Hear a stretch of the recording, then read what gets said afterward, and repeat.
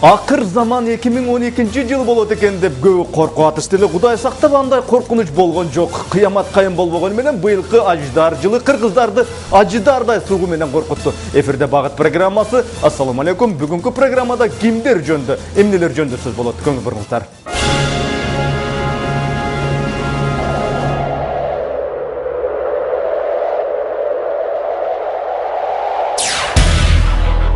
Зима не будет. Тагыраак айтканда кыш болбойт деп айтышты эле. Кыш болгондо да катуу болду. Мына кел сага кыш.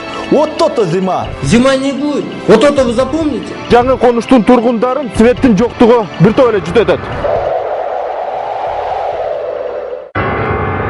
Электр кубатыңдан айланайын Кыргызстан. Кубатыңа чындап келер күнүң бар бекен. Электрлешкен суроолор, электрлешкен жооптор. Мен ойлойм, 3 жылдан кийин Кыргызстан толук энергия эгемендүүлүккө келет.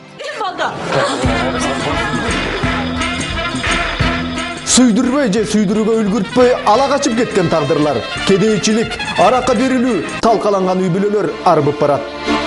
Талкаланган тагдырлар, тил табыш албастыктан чыккан ажырашуулар күн санап өсүп барат.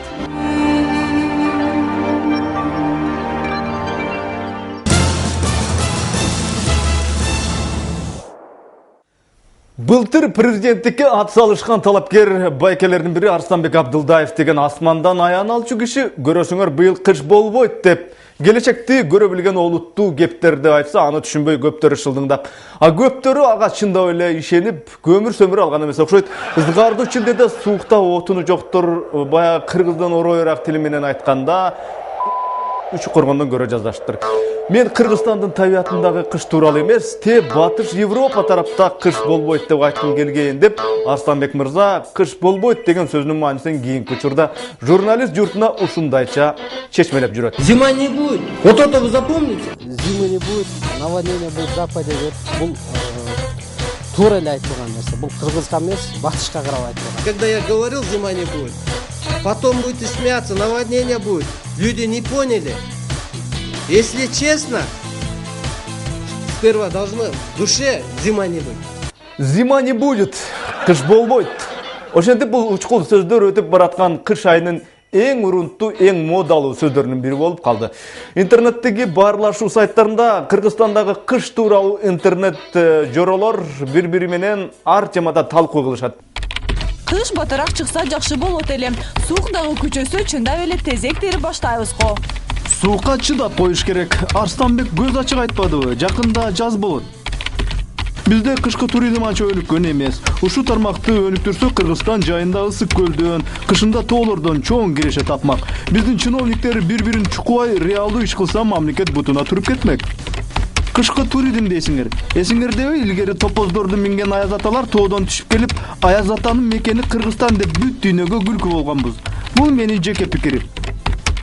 Туризм деселе биздин Кыргызстандагы жай айы эске түшөт. Бирок табияты биздикиндей тоолуу өнүккөн өлкөлөрдө кыш келип, кар жаар замат кышкы туризмдин берекеси башталат. Лыжа тебүү, сноуборд кызыктары, кышкы спорт оюндары, мелдештер. 20 жылдан берки жылдарда Кыргызстан кышкы туризм жаатында чет өлкөлүктөрдү кызыктырып, өзүнө тартчу бир топ эле аракеттерди, далалаттарды жасады деңизчи. Бирок ошончо аракеттердин ичинен дүйнөдөгү эң алгачкы аяз ата Кыргызстанда пайда болгон деген брендти жаратуу үчүн топоз жетелеп тоодон түшүп келген калпакчан аяз аталар элдин эсинен чыга элек болуш керек.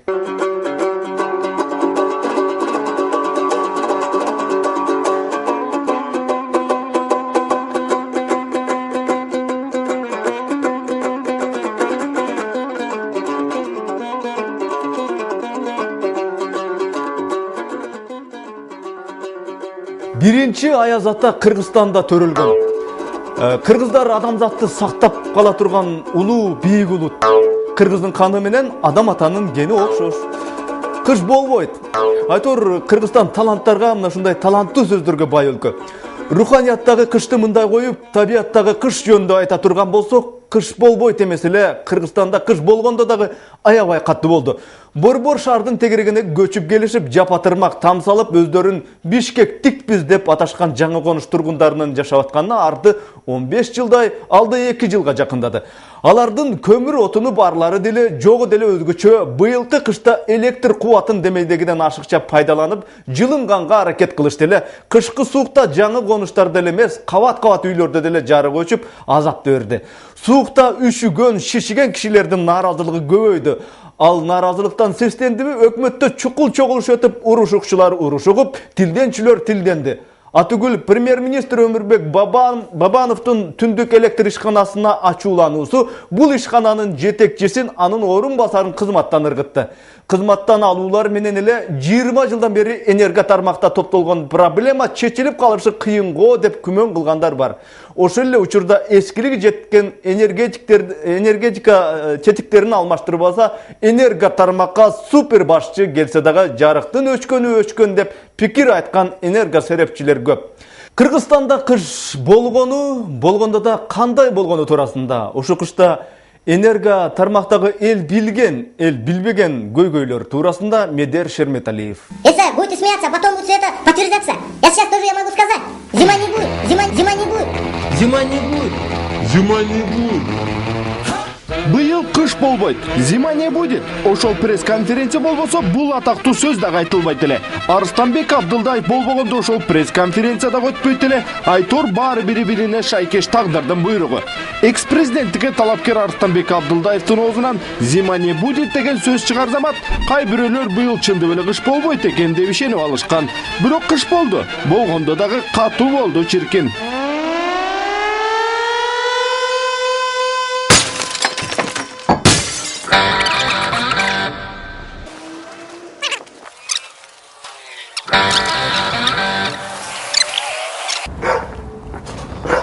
Assalamu alaikum. Арыстанбек мырзаны апенди чалыш же жалганчы деп ойлогондор терең жаңылышат экен. Анткени ал Кыргызстандагы кыш жөнүндө эмес, жанагы алыскы батыш тарапта кыш болбойт деген тура көрсө. Кыш болбойт, зима не будет, наводнение будет в западе деп бул туура эле айтылган нерсе. Бул Кыргызга эмес, батышка карап айтылган. Зима не будет. Адамдын жан дүйнөсүнө келчү кыш, жай, жаз, күз тууралуу маалыматтарды Арыстанбек мырза гидромет станциядан албайт. Бул сыртуу инсанга маалыматтар асмандан, көктөн, кыскасы башка аламдан келип кулагына шылыралып турат имиш экен дегендер дагы жаңылат. Жөн гана адам катары сезе билип, ошого ойгалчап анан натыйжа чыгарат экен. Бизде Кыргызстанда алтын доор башталаарын адам ойлоп чыккан закон батышка эмес, адамзатка иштебей калаарын билген адамдар бар. Бирөө түш көрөт, бирөө көкүрөк сезим алат, анан отуруп алып туруп анан талкуу жасайбыз. Көз ачыктай эле ай сен тагдырың бул экен деп айтып койбой, ошону талкуулап, анан аны саясатташтырып, анан дүйнөгө карап, чындап эле адам ойлоп тапкан закон менен мына батыш кырсып атат. Ошол сыяктуу эле мына декабрь айында былтыр мен Москвага Путинге барганым чын. Арабияда согуш болот деп биринчи далилин айтып берейин. Ошол кезде күлкүлөрү келген. Кабыл алган өзү эмес, ошо жардамчылары, советниктери.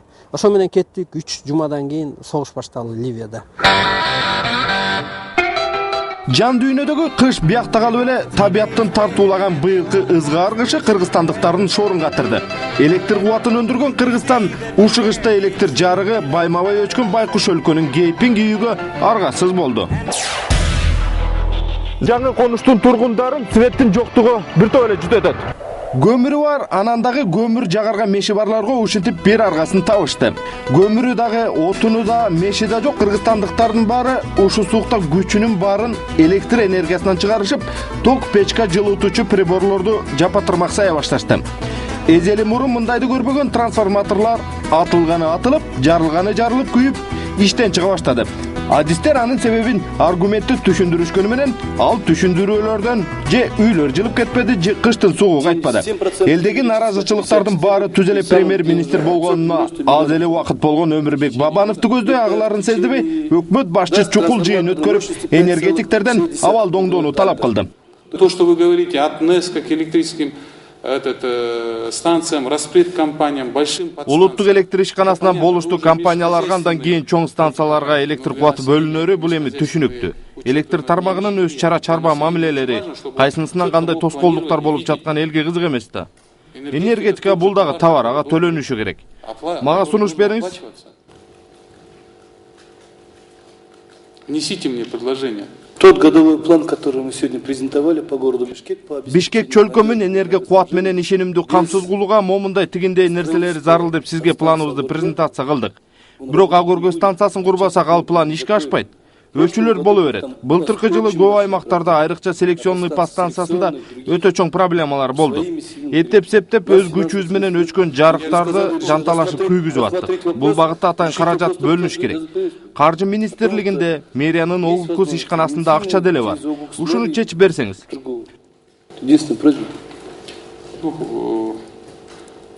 Я думаю, рассмотреть вопрос, они этот вопрос решат. Менин оюмча бул маселе чечилет.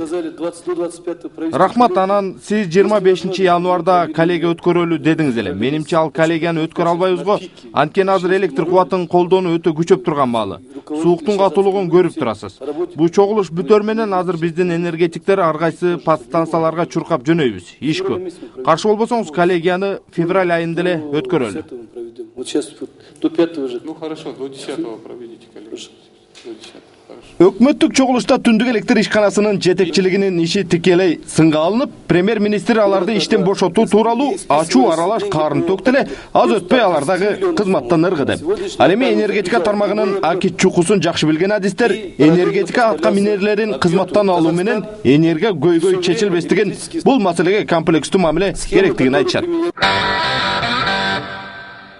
Суук күчөгөн күндөрдөн баштап эле электрик энергетика аттуунун баары трансформатор бар жерлерге түнөп, көнүп, биротоло кароол болуп дагы бүтүштү.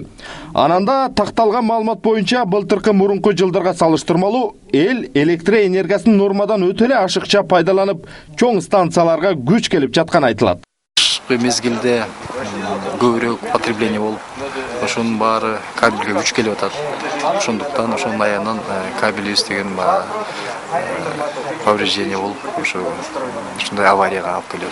Күндүзү кечинде тез-тезден өчүрүүлөр болуп жаткандан улам Борбор каланын четиндеги конуштардан чогулган адамдардын тобу наразылыгын айтып, ак үй астына чогулган. Кээ бир жерде жол тоскон көрүнүштөр дагы болууда. Энергия адистер болсо күндүзү авариялык өчүрүүлөр болуп жатканын, а кечинде кезеги менен кезектештирип кээ бир аймактардын жарыгы атайлап өчүрүлүп жатканын, антпесе баланча миллион долларлык жабдыктары бар электростанцияларга күч келип, таптакыр жарактан чыгып каларын мына так ошондо зима будет деп ырдап үшүп тоңуп калбайлы деп кудайлашат.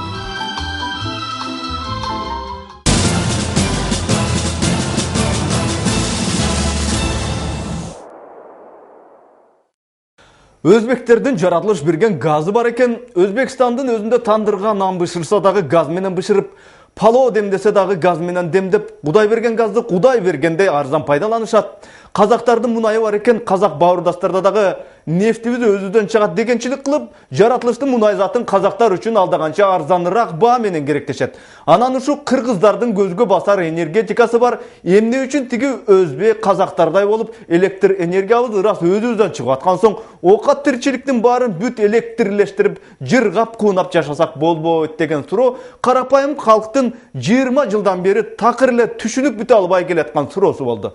Токтогул кесинен өндүрүлүп чыккан электр кубатынын өздүк наркы негизи иттей эле арзан болот имиш. Аны Акаев Бакиев замандагы энерго чиновниктер аркы терги көз боеп атып, топтолгон сууну эч кимге билгизбей, бирде казактарга, бирде өзбектерге агызып ийип, ортодон пайда көрүшөт экен деген маалыматтар кезинде айтылып, кыйла дүрбөлөң болду эле. Кийин бара жүрүп мунун чын төгүнү кандай болгонун деле эч ким казбады. Туңгуюк нерсе туңгуюк бойдон калган. 2005 жылы төңкөрүш болуп Акаев бийлиги кулап, Бакиев бийлиги келгенде деле Кыргызстандын энерго тармагынын жөтөлү басылган жок. Кыштын кычыроон кездеринде атүгүл кеч күздөрдө деле жарыктын өчө бергенден улам Бакиев өзү калкка кайрылып, энерго тетиктер, жабдыктар эскириптир. Электр энергиясын нормадан ашыкча пайдаланганды уланта берсек, жарыгы өчө берет. Башка эмне кылабыз деп чыныгы абалды моюнга алып, ана ошондо Курманбек Салиевичтин тезек тергиле деген фразасы ойлонуп ойлонбой оозунан чыгып кеткен болчу. Азыр эми Акаевы жок, Бакиеви жок, парламенттик заманда жашап атабыз. Жарык такыр өчпөйт десек, өзүбүз алдаган болуп калабыз. Сугу бетке чапкан быйылкы кыш Кыргызстандын энергетикасын дагы бир сынады. Кыргызстандан чыккан электр энергиясы керек болсо кыргызстандыктарга бекер берилиш керек деген жону жука карапайым элди дагы туура түшүнүүгө болот. Энерго тармак 20 жылдан бери эскирип, жешилип отуруп, эл электр энергиясын жылдан жылга көп пайдаланып, советтик кезде курулган станциялардын көбү жарактан чыгып, трансформаторлор атылып баштады деген энерго адистердин күйгөнүн дагы туура түшүнүүгө болот. Быйылкы кыштын тартуулаган сүйрүп рүздерин энергетиктер кандай тосушту? Премьер-министр бир жактан, карапайым эл экинчи жактан кабагын түйүп, энергетиктерди жаман көрүп жаткан кырдаалда проблемаларды кантип чечип жатасыңар деген сыяктуу бир топ суроолор менен энергетика жана өнөр жай министри Аскарбек Шадиев олтурган министрликке маек алганын бара калалы деп телефон бурасак, министр мырза акыркы күндөрдө кабинетинде такыр эле жайма-жай отурбай калганын, анткени ага убакыт жок экенин айтып, бизди Бишкек четиндеги электр станцияларынын бирине келе калгыла ошол жерден маектешебиз деп чакырган болчу. Мына ошол жерден тартылып алынган маекке көңүл буруңуздар.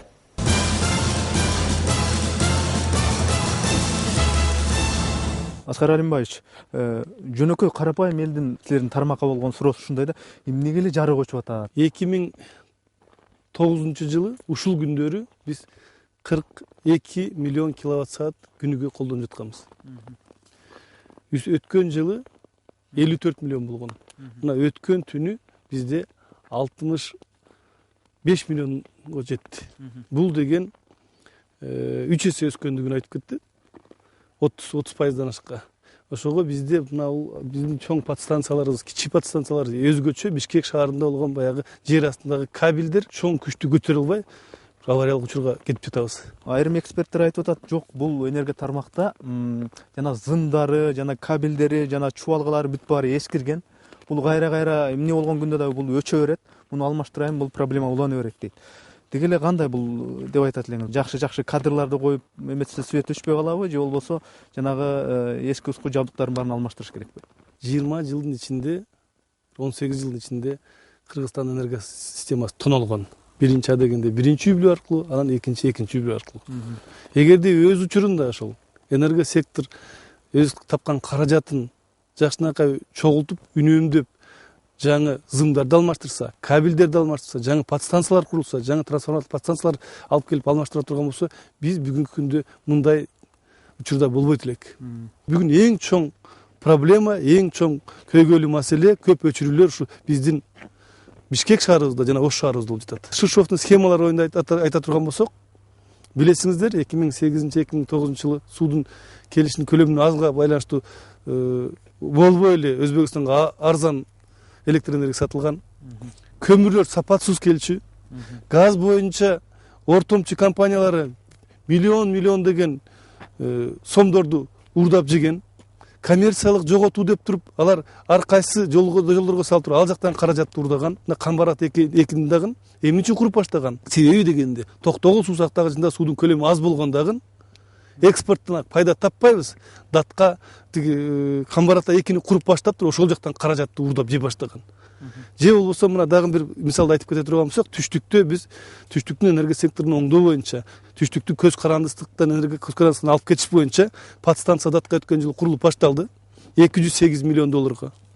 Ошол команда кол койгон долбоор боюнча биз 256 миллион долларга кол койгон.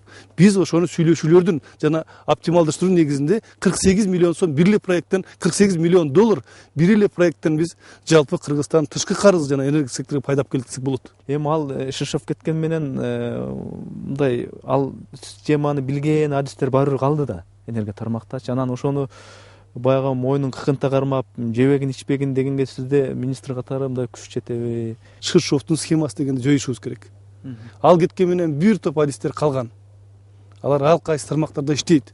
Бирок бүгүнкү күндө биз аларга орчундуу кадамдарды системалык түрдө жасап жатабыз. Эң негизгиси саясий эрк бар. Урматтуу президентибиз Алмазбек Шишович, ошондой эле өкмөт башчысы Өмүрөк Токтогулович биздин астыбызга чоң амбициоздук пландарды коюп жатат. Келечекте биз муну айкын ачык кылышыбыз керек. Ошондо гана эл ишенет, ошондо гана биз каражатты көп чогултабыз дагы биз системаны оңдойбуз. Ага эрк бар. Борбордук Азиядагы баягы энергетика шакекчесинен чыгабыз деп Казакстан өзүнчө амбициясын көргөзүп атат да. Эгер чындап эле чыгып кете турган болсо, бул бизге чоң эле проблема болобу же бизде андан башка деле жолдор барбы? Бир айдан ашуу болду. Борбордук энергия шакекчиден биздин коңшулаш мамлекетибиз Казакстан чыгабыз деген суроону бир нече жолу көтөрүп, Казакстан өкмөтүнүн деңгээлинде көтөрүп чыкты. Ал жерде Кыргызстандын күнөөсү жок. Биз өзүбүз сүйлөшкөн бардык сүйлөшүүлөрдү өз кезинде аткарып жатабыз. Ал жерде маселе Өзбекстан жана Казакстан экөөнүн ортосунда болуп жатат. Өзбекстан жанагы кичине бизден кеткен экспортко кеткен, бизден шакекчи аркылуу Кыргызстандын түштүгүнөн түндүккө келген электр энергиядан Казакстандан кичине нефть санкционированный отбор дейт алып коюп, келишимге кол койбой жаткан. Бирок жалпы телекөрсөтүүгө айтып коюшубуз керек. Кечээ күнү биздин НЭСТин генеральный директору келди. Өзбекстан менен Казакстан кол коюшту. Кудай буйрса, азыр эми ушул үмүт чоң, быйылкы кыштан сөзсүз түрдө ушул шакектен чыкпайт деген оюбуз бар. Бирок дагы эле болсо эгерде ар бир мамлекет өзүнүн алган жанагы жоопкерчилигин кармаса. Бул жөнүндө айтып кетишибиз керек. Биз келечекте сөзсүз түрдө датка кемин высоковольттук линиябызды курушубуз керек. Кудай буйрса, бизде чоң үмүт бар. Үстүбүздөгү жылы ушул датка кемин курулушун баштайбыз деген. Кудай буйруп, эгерде башталып калса, мен ойлойм, 3 жылдан кийин Кыргызстан толук энергия эгемендүүлүккө келет. Маегиңизге чоң рахмат. Биздин энергетика багытындагы суроолорубузга Кыргыз Республикасынын энергетика жана өнөр жай министри Аскарбек Шадиев жооп берди. Ошентип, казактар каадаланып Борбор Азия энергия шакекчесинен чыгабыз деп бир жактан опурулушат. Өзбек туугандар эгер кааласа бир шултоо таап, газын өчүрүп, кааласа кое берип, экинчи жактан керсейишет. Түбөлүк достукка дала ирет, кол коюшкан түбөлүк достор ошентип өлкөлөр аралык мамилелерге келгенде экономикалык рычагтарын жакшы эле пайдалана коюп жатышат окшойт. Анын үстүнө Назарбаевке, Каримовго окшоп өлкөнү көп жыл башкаргысы келген эки авторитардык президентти кууйуп, парламенттик системанын арыгын чаап аткан Кыргызстанга Путини, Медведеви баш болуп, Назарбаеви, Каримови төш болуп, кийинки учурда ашыкча эле далысын салып жатышканын баамдоо анчалык деле кыйын эмес. Экономикалык кубаты ашып ташкан, өнүгүп өскөн Кыргызстанга караганда улам жалдырап, улам кайыр сурап турган бечара Кыргызстан менен кызматташуу жогорудагы авторитардык өлкөлөрдүн ичинен айрыкча Орусияга майдай жагат эмеспи?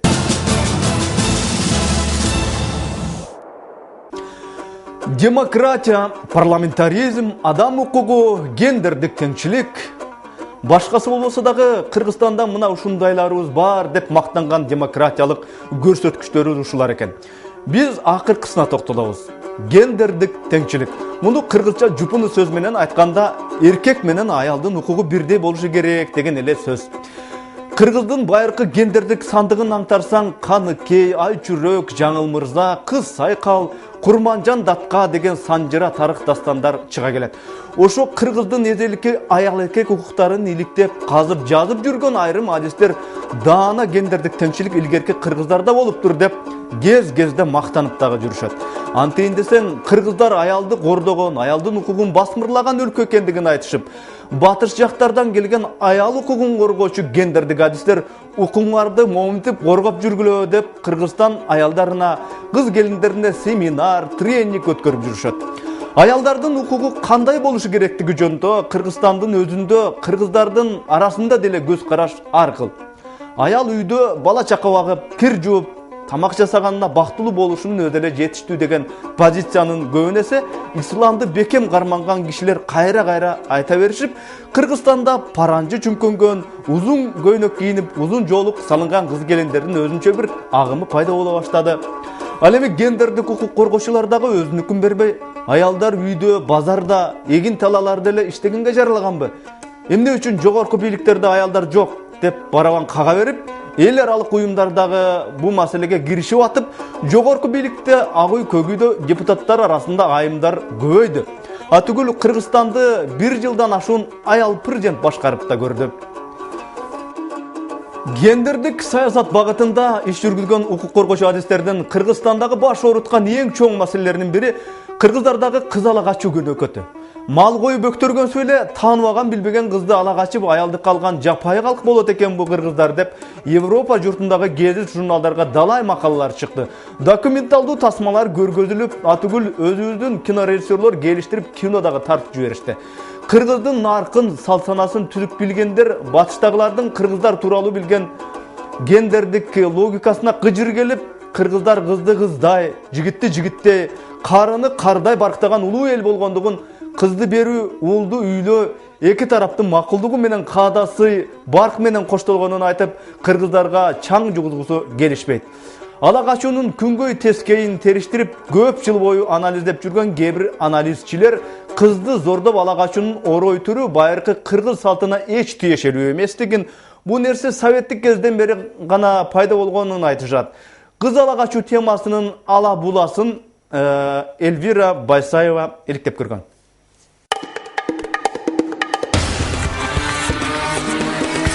Бул сиздер көрүп жаткан тасма профессионалдык камера менен тартылган эмес. Кадимки мобилдик телефондогу видео. Алыска айыл кыштак эмес, борбор шаарыбыздагы болгон көрүнүш. Уюлдук телефонго тартылгандыктан сапаты өтө жакшы болбосо да, сүйлөнгөн сөздөрдөн баарын түшүнүүгө болот. Шорду бир кызды ала качып жаткан уландар бул кадрларды эстелик үчүнбү, тамаша үчүнбү тартып алышыптыр.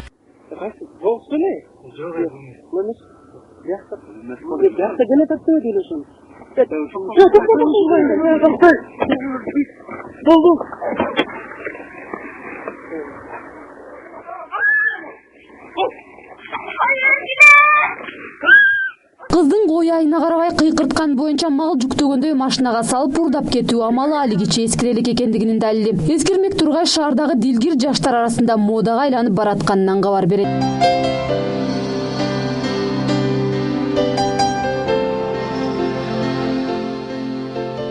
Башка эч бир кызда жок өзгөчө үйлөнүү үлпөт көйнөгү. Кычыраган лимузин, кучактоло гүлдесте. Тилекке каршы тойдун баары жомоктогудой башталган менен турмушка келгенде андай улана бербейт. Талкаланган тагдырлар, тил табыш албастыктан чыккан ажырашуулар күн санап өсүп барат. Жаш үй бүлө пайдубалынын бекем болбой, эми эле баш кошкон жубайлардын көп узабай ажырашууга далалат кылгандарына эмне себеп деген суроо жаралат. Көйгөйлөр арбын. Орчундусу кыргыздын каадасына сиңип калган ала качуу амалы дегендер көп. Мындан бир жыл мурун ушу шаарга келип, жаңы окууга тапшырып, мен да келечегим жөнүндө ойлонуп шаарга келгенде, капыстан окуудан чыгып баратканда балдар ала качып кетишти. Жашообуз көпкө созулбаган соң мен ал жактан баса бердим. 5 ай жашадык. 5 ай өзүмдү эптеп кыйнап жашап жүрдүм. Шаарга келгенден кийин бул жакта жашоо абдан эле кыйын болду.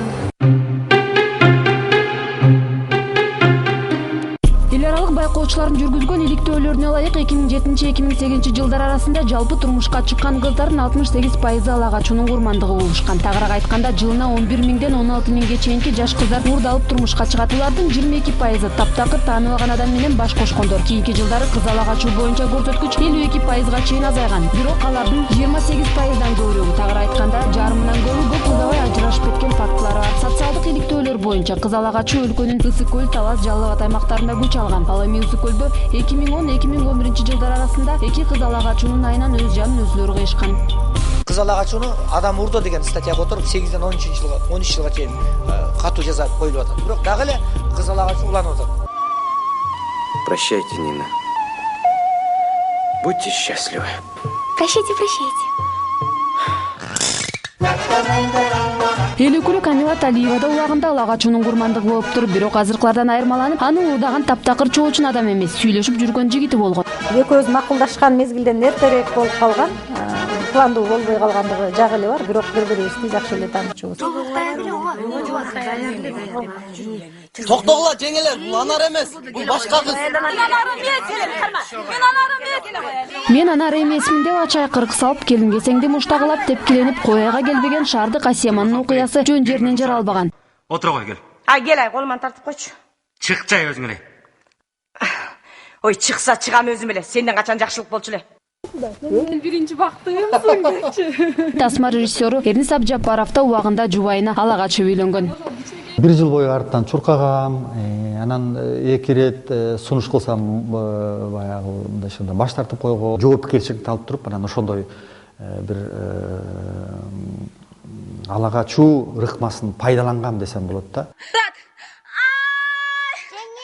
Тасмада кыз ала качып көрбөгөн Сезбек Искеналиев турмушта да уяңдык кылып азыркы жубайын уурдап алган эмес. Тескерисинче 1 жыл бою сүйүктүүсүн акмалап, ыр десе ырдап берип, бий десе бийлеп берип жүрөгүн багынткан. Бирок байкелерине, жеңелерин, досторуна, аяштарын уурдап качууга көмөктөшкөнүн жашырбайт. 90 жылдарда үйлөнгөн байкелердин баары эле ошол форматта үйлөнүшкөн. Анан жакшы эле жашашты, азыр баары эле бактылуу, очор бачар болушуп, Кудайга шүгүр. Мен болсо андан кийин 1-2 классташтарымдын ала качууна да катышкам. Мындан эки ача пикирлер жаралат. Кимдир бирөө ала качуу терсте болсо, кыргыздын үйлөнүү каадасын сактап калган көрүнүш. Ала качып үйлөнгөндүн баары бактысыз деген туура эмес десе, башкалары кызды уурдоо кыргызга жат амал дейт.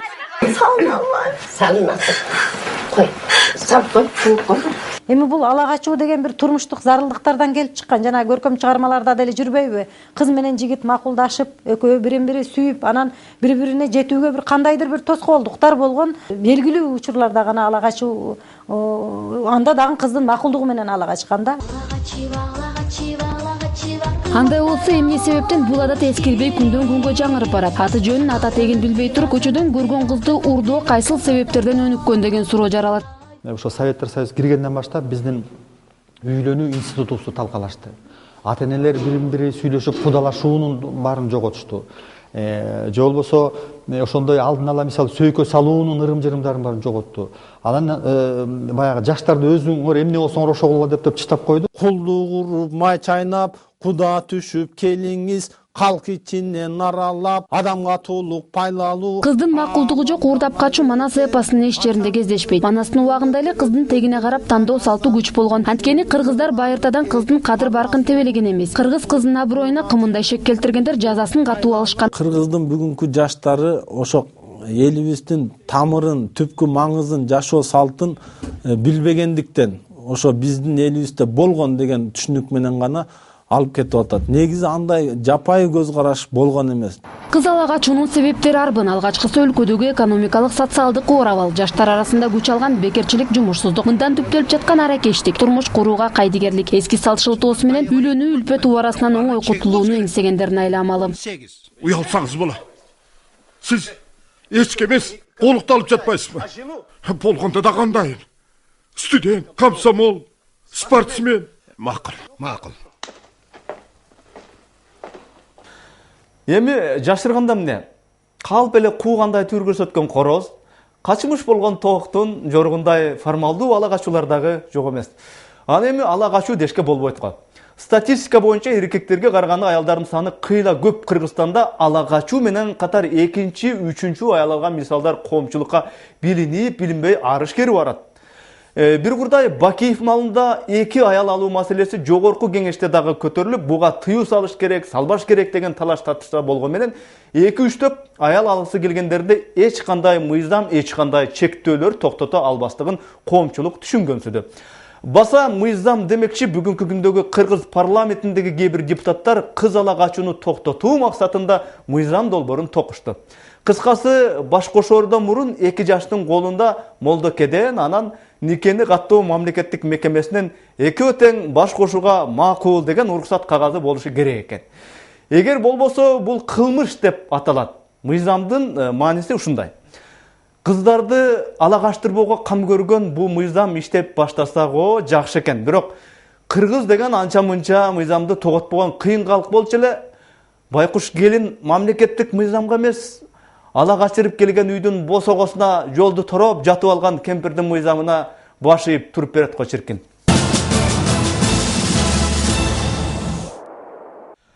Кыргыз чиновниктери, аткаминерлери акыркы кездерде негедир кудайды көп оозуна баштады. Президентти сыйлаган үчүн эле ошентип атышабы? Айтор тиги номер 1 киши намазга жыгылгандан бери аткаминерлердин саясий лексикасында кудай деген сөз көп кезикчү болду. Кишинин жакшы касиетин, жакшы жоругун турагандын албетте эч зыяны жок деңизчи.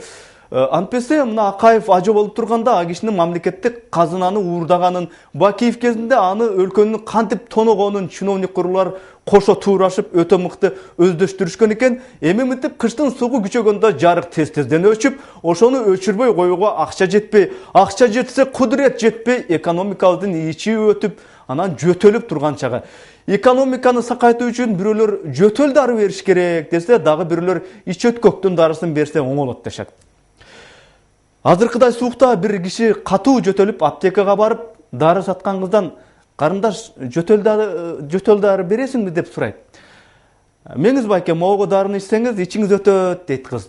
Ой карындаш, менин ичим өтүп аткан жок, жөтөлүп атам десе, анда кыз, ой ушуну иче берсеңиз ичиңиз өтүп жөтөлгөндөн дагы коркуп каласыз дейт имиш. Кудай буюрса, Кыргызстандын экономикасынын жөтөлү басыла турган, ичи дагы өтпөй кала турган күн алыс эместир. Урматтуу телекөрүүчүлөр, сиздер Багыт программасын көрдүңүздөр. Биз Кудай буюрса эмки жекшембиде жолугушабыз. Саламатта калыңыздар.